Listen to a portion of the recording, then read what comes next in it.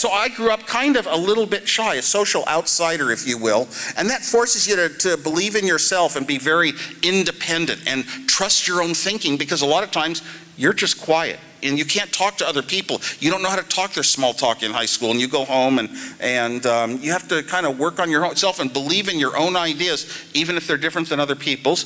But you know, the answer to me was not conflict. It was really just good thinking. Now, when I was very young, I was very lucky. Computers were so huge. You'd never expect to see one in your life. They were in places called research. They were in places called the military, you know, and you'd never see one in your life, and there were no books about them in bookstores or magazines.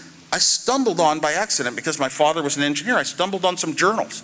I started reading about the underlying mathematics of computer stuff, and I started playing on paper with ones and zeros and little things called logic, and I loved it. And I said, wait a minute, this is funny.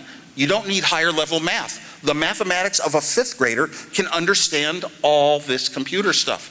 The funny thing is, every bit of the computer that you have in your dorm room or in your pocket, every bit of it is totally understandable at that level of math. It's clear, logical thinking, and of course, a lot of it to get good at it, but it's just learning a lot of steps in life and making good decisions. Well, I was surprised. So this was my special thing.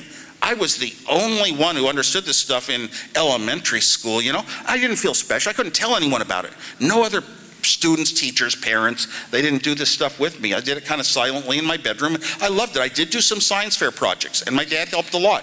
Helped teach me when I had questions. Didn't force me in a certain direction. I'm so glad, you know, with my own children in later life, I was the same way.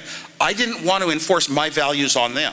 I didn't want to tell them, here's what you should study, here's what school you should go to, and why. No, really, it's like sense where the child, what a person wants to do, and help them go in the directions that is really, truly inside of them. Otherwise, you're probably fighting what they really want to do.